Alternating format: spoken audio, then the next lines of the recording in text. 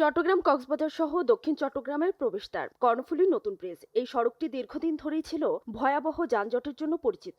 বিশেষ করে সাপ্তাহিক ছুটির দিনে দুর্ভোগ বেড়ে যেত কয়েক গুণ। ঘন্টার পর ঘন্টা আটকে থাকতো যানবাহন। শিশু থেকে বয়স্ক সবাইকে পড়তে হতো চরম ভোগান্তিতে।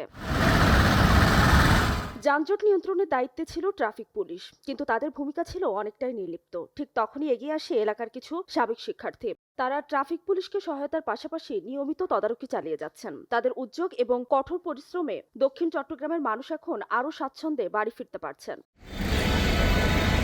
নতুন ব্রিজে দায়িত্বে থাকা ট্রাফিক সহায়তাকারীরা জানান, অনেক চালক নিয়ম না মেনে গাড়ি পার্ক করেন, যা যানজটের অন্যতম কারণ। তারা বলছেন, যত্রতত্র পার্কিং বন্ধ করা হয়েছে এবং অবৈধ সিএনজি স্টেশন সরানো হয়েছে। গত 15-16 বছর ধরে নতুন ব্রিজে আসলে একটা জিনিস যেটা হচ্ছে যে নিয়মিত চিত্র ছিল, সেটা হচ্ছে যে এখানকার যানজট। এখানে 40 মিনিট 50 মিনিট ছাড়া এখান থেকে কেউ পার হতে পারত না। আর এখনকার চিত্র টোটালি ভিন্ন। সেটা হচ্ছে যে এখন অনায়াসে 5 থেকে 10 মিনিটের মধ্যে নতুন ব্রিজ পার হওয়া যাচ্ছে, কোনো যানজট নাই। ওদের স্বপ্ন পূরণে পাশে থাকতে পেরে আমরা গর্বিত। মেইনত জাম হচ্ছে নতুন ব্রিজে জামই হচ্ছিল ইগল বাসের জন্য।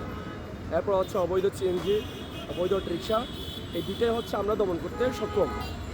এখন হচ্ছে ইগল বাস হচ্ছে স্ট্যান্ডগুলোতে আমরা স্ট্যান্ড বানিয়ে দিচ্ছি ওনাদেরকে সুন্দরভাবে ওনারা স্ট্যান্ডে থাকে। আমরা হচ্ছে ওনাদেরকে স্ট্যান্ড থেকে বেরোতে দিই না, মানুষ না পুরানো পর্যন্ত ওনারা সুন্দর করে পুড়ে চলে যায়। অন্যদিকে সাধারণ যাত্রীরাও এখন সন্তুষ্ট। তারা বলেন, আগে এই পথে চলাচল অনেকটাই বিরক্তিকর ছিল, এখন তারা বেশ স্বাচ্ছন্দ্যে চলাচল করতে পারছেন। আগে অনেক যানজট ছিল, কিন্তু এখন নাই।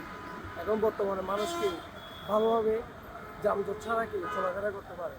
এখন আমরা গাড়ি চালায় আরাম পাচ্ছি, যাত্রীও আরাম পাচ্ছে, যানজট নাই, আমরা সুন্দরভাবে চালাচ্ছি। অনেক জ্যাম থাকতো, এখন কিন্তু ওই ধরনের জ্যাম আমরা পাই না, আমরা নিশ্চিন্তে চলাচল করতে পারি। আজকে মনে হচ্ছে জ্যামটা নাই, কিন্তু শুক্রবারে এবং বৃহস্পতিবারে এখানে জ্যামের কারণে আধা ঘন্টা 1 ঘন্টা দাঁড়িয়ে থাকতে হয়।